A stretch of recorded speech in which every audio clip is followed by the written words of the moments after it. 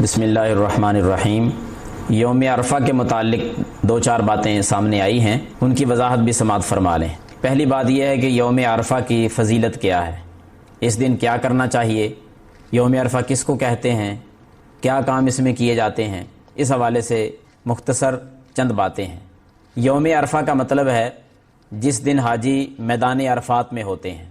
عرفہ کا دن ذی الحجہ کی 9 تاریخ میدان عرفات میں تمام حاجی پہنچ جاتے ہیں، خطبہ حج ہوتا ہے، اس کو کہتے ہیں یوم عرفہ۔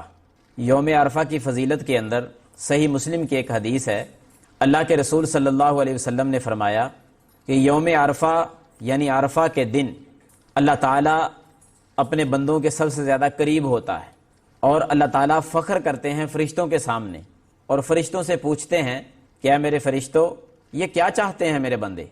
لاکھوں کی تعداد میں پوری دنیا سے آنے والے، لباس بھی کون سا پہنا ہوا؟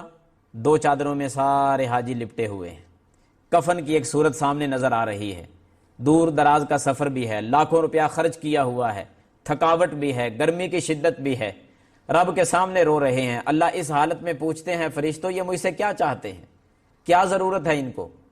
تو نبی صلی اللہ علیہ وسلم نے فرمایا کہ یوم عرفہ یعنی عرفہ والے دن اللہ تعالیٰ جس قدر لوگوں کو جہنم سے آزاد کرتے ہیں، پورے سال میں کسی دن اتنے زیادہ جہنم سے لوگوں کو آزاد نہیں کرتے، یعنی سب سے زیادہ اللہ تعالیٰ جہنم سے لوگوں کو اگر آزاد کرتا ہے تو سب سے زیادہ یوم عرفہ کو کرتا ہے۔ یہ یوم عرفہ کی فضیلت ہے، تبھی تو نبی صلی اللہ علیہ وسلم نے دوسری حدیث میں، وہ بھی صحیح مسلم میں ہے، یہ وضاحت بھی فرما دی کہ جو حاجی وہاں پہنچ گئے ان کے لیے تو روزہ رکھنا منع ہے، جو وہاں پہنچ نہیں سکے اپنے اپنے علاقے میں ہیں، یوم عرفہ حاجی وہاں پہنچ گئے، اب لوگوں نے کیا کرنا ہے، اس دن کا روزہ رکھ لیں۔ جو وہاں نہیں پہنچ سکے ان کو روزہ رکھنے کا حکم، وہ روزہ رکھیں تو کیا ملے گا؟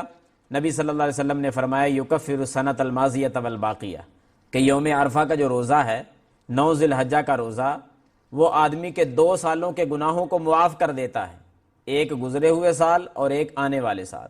گزرے ہوئے سال کے گناہ اور آنے والے آئندہ سال کے گناہ اللہ تعالیٰ پہلے ہی معاف کر دیتا ہے ایک روزے کے بدلے میں۔ تو ہمیں چاہیے کہ ہم 9 ذی الحجہ کا روزہ رکھیں۔ یہاں ایک اور بات بھی وضاحت کر دینا ضروری سمجھتا ہوں کہ کچھ احباب کا یہ نظریہ ہے کہ یوم عرفہ کون سا دن ہے۔ وہ کہتے ہیں کہ سعودی عرب میں میدان عرفات میں تو 9 ذی الحجہ تاریخ 9 ہوتی ہے، لیکن ہمارے پاکستان کے اندر 8 تاریخ ہوتی ہے چاند کی، تو لہٰذا ہمیں 8 تاریخ کا روزہ رکھنا چاہیے، جبکہ یہ بات درست نہیں ہے۔ رؤیت کے اعتبار سے یعنی چاند کو دیکھنے کے اعتبار سے ہی روزہ رکھا جائے گا، 9 تاریخ کا روزہ رکھا جائے گا۔ اس پر دلیل کیا ہے؟ اس پر دلیل یہ ہے کہ اگر یوم عرفہ کے دن ہی روزہ ہو پوری دنیا کے اندر، تو آپ مجھے یہ بتلائیں کہ جن علاقوں میں اس وقت رات ہوتی ہے وہ کس ٹائم روزہ رکھیں گے؟ مثلا امریکہ کے اندر رات ہوتی ہے اس وقت، تو وہ کس ٹائم روزہ رکھیں گے؟